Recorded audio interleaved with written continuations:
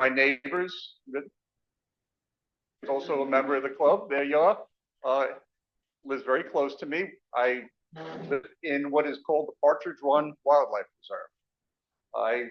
Shortly after I moved up to Bern, I'm just going to tell you a little bit about myself before I show you what I do. So it's a little bit of a show and tell. I moved up to Bern, and about 2 years after I moved up here, I decided to take beekeeping. A buddy of mine came to me one day and he says, "Al, how would you like to get involved with bees?"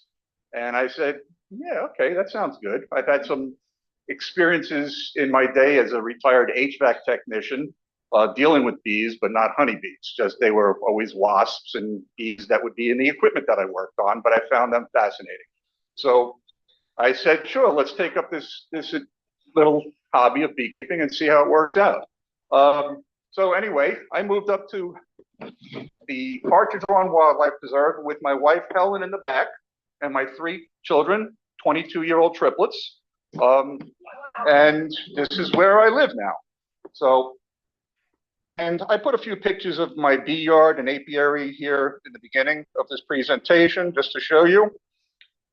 When I first started, I did not build my own equipment per se. I picked up my first hive was a hoop hive, but I had to modify it in some way because that's just my nature.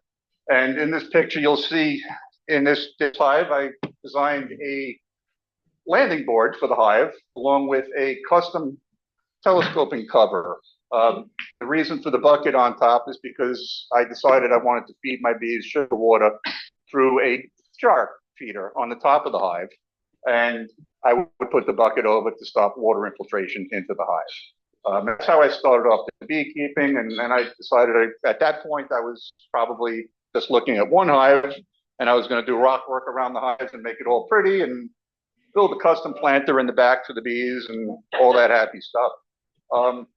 Well, shortly thereafter, one hive turned into 2.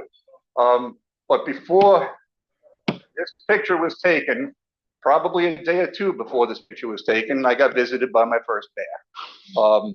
And I put a picture of that bear attack in here, but it was interesting because if you saw the picture, you would notice 2 fence posts were in the picture. I was putting up the fence that very day.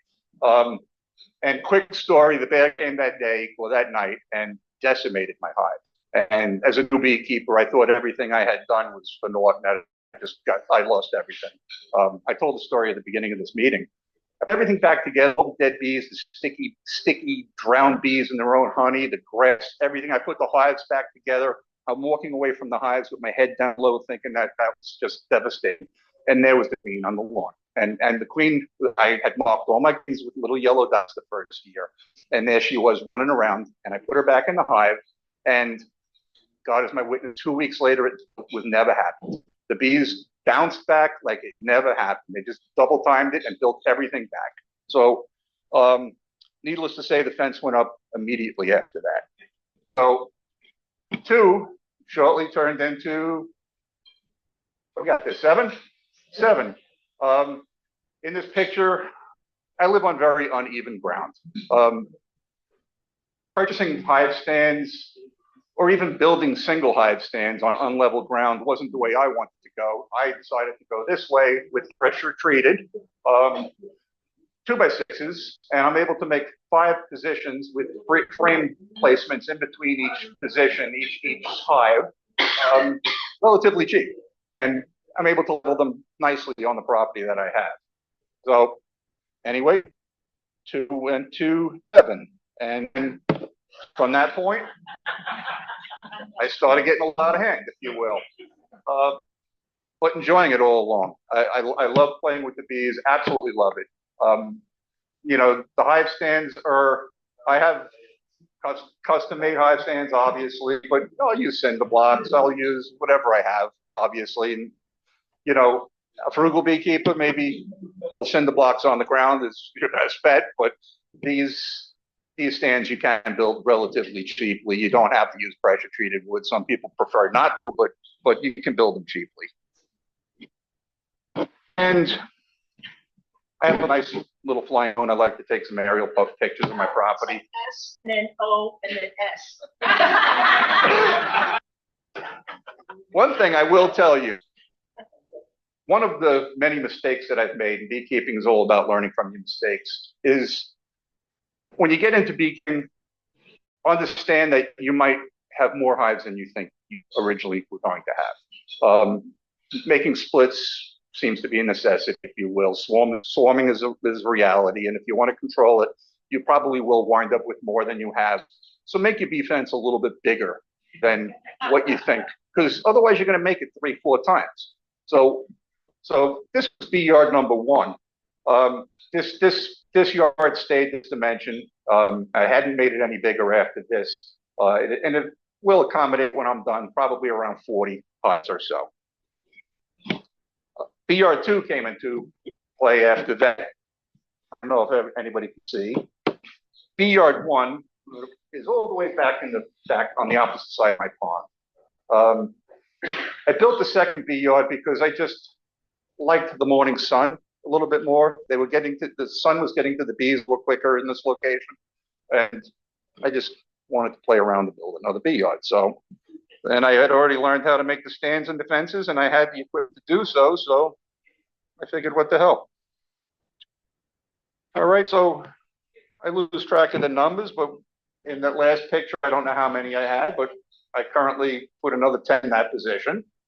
And you can see some, in this picture, you'll see some of the things, or at least one of the other things I made. Nucleuses, 5-frame nucleus.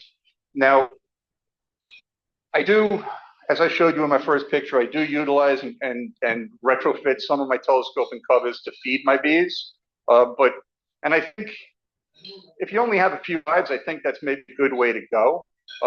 Mr. Powell showed me another alternative, which works out very well. And you'll see in the second hive here, you'll see a deep box upside down with 1-gallon pail feeders under there. And so that's why you see 3 hives in this picture. Those hives are being fed. I'm a little bit anal on what I do, if you will.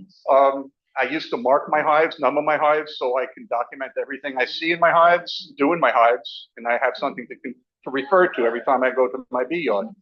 I no longer number my hives, I number my bricks. Hive bodies move around. This bee might be in this bee yard this month, and it might go into another bee yard next month. So every one of these bricks has a number on it, and I'm able to keep track of everything that goes on in my bee yard just by those numbers.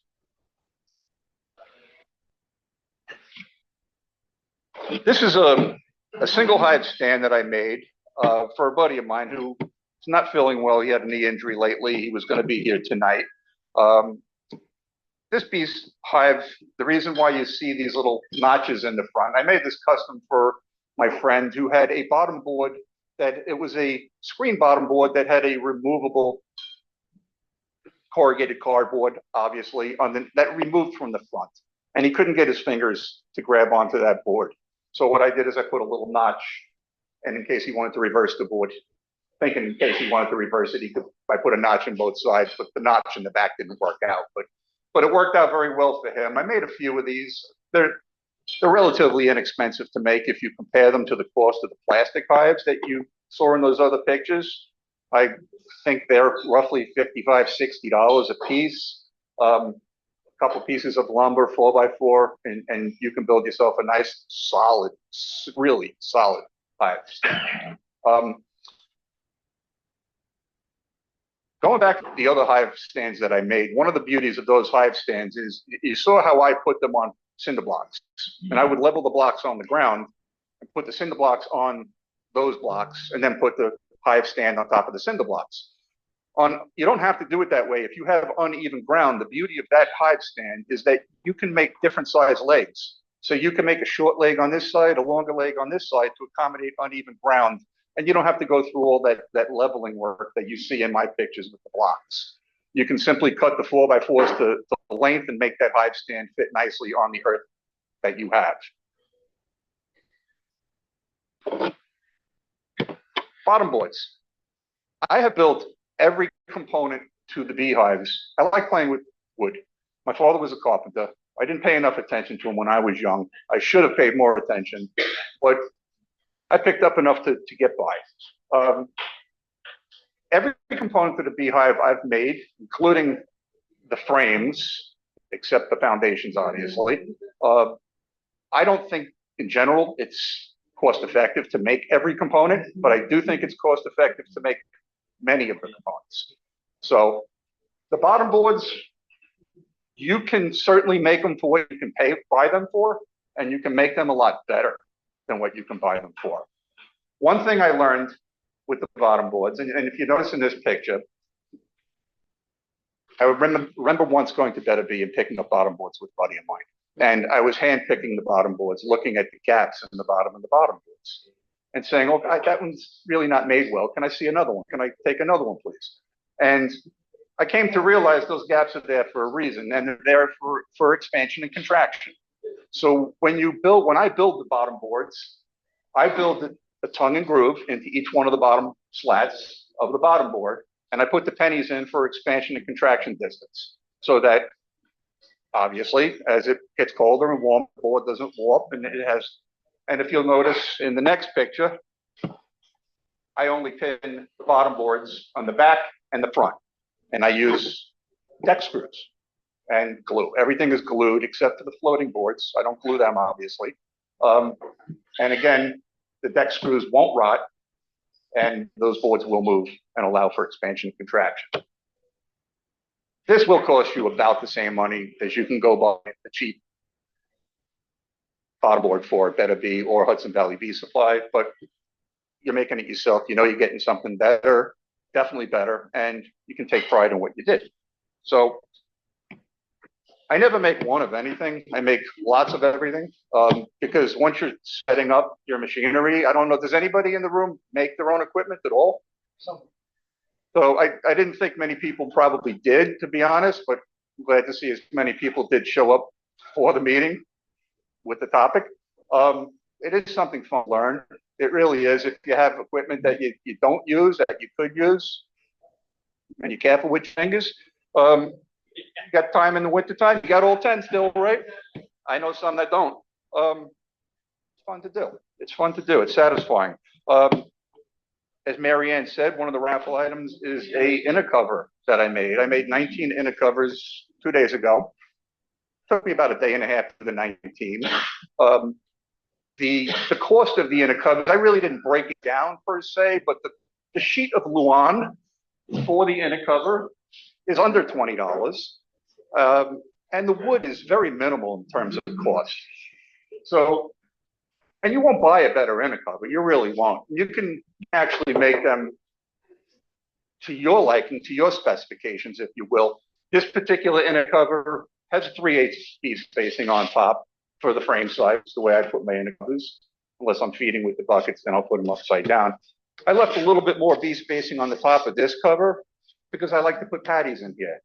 And I found, and I've only been beekeeping for 3 years, mind you, but I found in the 3 years that spacing on some of the inner covers is so small that when you push the top cover, the telescoping cover down, you're squashing some of the girls on the back. And when you take that telescoping cover off, next time you go in for an inspection, you'll find a bunch of crushed girls. So I made it a little bit bigger. I find they really don't put wax up here with the additional bee spacing. And if they do, it's nice wax because it's not getting in the way of your frames or anything. It's nice, you scrape it off and put it in your bucket. It's almost like a good place to get extra wax. So I've experimented with the size of the opening, making it bigger and not really smaller, but I've gone from 1 inch wide, maybe a little bit wider, even back down to the 3/4 width. I think the 3/4 width is probably a little bit better and defend the hive a little bit better. So thank you. So again, making many of them at once is actually more, I won't say cost effective, but it's easier because you know you're going to wind up with another hive, and then you have to retool everything again. So bee boxes.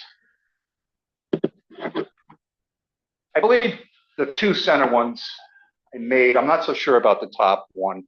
I experimented making boxes. Boxes is one of the things I don't think is really cost effective to do, to be honest. I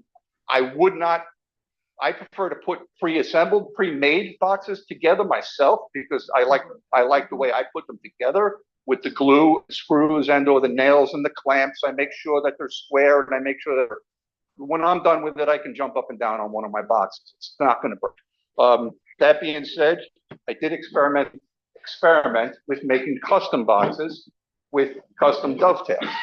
I think the next picture shows the dovetail work a little bit better. If you can see it, but they look like box joints on the right side, but you can tell they're truly dovetails on the left, if you will. To make this box out of a select grade pine cost $20. It's a $20 piece of wood, and again, you can't calculate labor. Labor is just your time. You can buy a box for $20, and the bees don't care. So it's one of those things I don't really make anymore because of that. There's so much work involved doing the dovetail work that you don't see the dovetails once you paint it, and once they propolize the inside, you don't really see it anymore. If I make another one, it will be for my custom evac, just because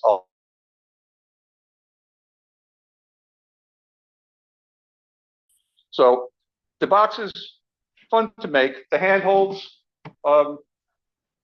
make those handholds is not an easy thing. You have to make a special jig for your table saw.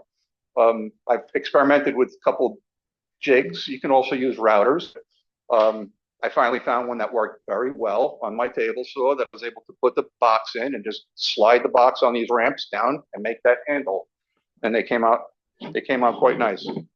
Telescope inner covers. Same thing, I just showed you the inner cover. Except this is where I had the entrance a little bit bigger on the inner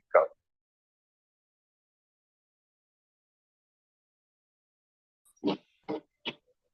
But one thing I do find to be cost effective is the telescoping covers. I can make the telescoping covers. Well, I really have never figured out the end cost. I just know that I can make them a lot cheaper than you can buy them. A sheet of AC exterior grade plywood, which A is one side is perfect and C is not perfect.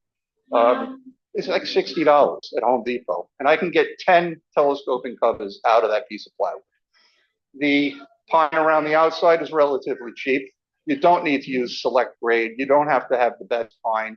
You could, like Gary, we were talking earlier, Gary does buy cut lumber. You could do it out of rough cut lumber. Bees would prefer the rough cut lumber. It's the newest thing with the propolis hives and the interior of the hives, roughing them up. The bees, they say they love that. Again, it's just me being anal. I like my clean, knotless wood, if you will. These telescoping covers, I give them a 2-inch drop for a reason, and that's for my winterization of my beehive. I do candy boards and insulated covers, and I like my telescoping covers to come down a little bit below the height of my insulated cover, my lighter cover, so that it doesn't blow around. They have a nice solid cover that comes down over the edge of my insul cover. But you can make these real quick, real simple. They're rabbeted joints. They're not just screwed together on the ends, but they're rabbeted. If you guys are familiar with a rabbet joint, it's kind of like you take a piece of L out of a piece of wood and you screw that end piece into the L of that removed piece of wood.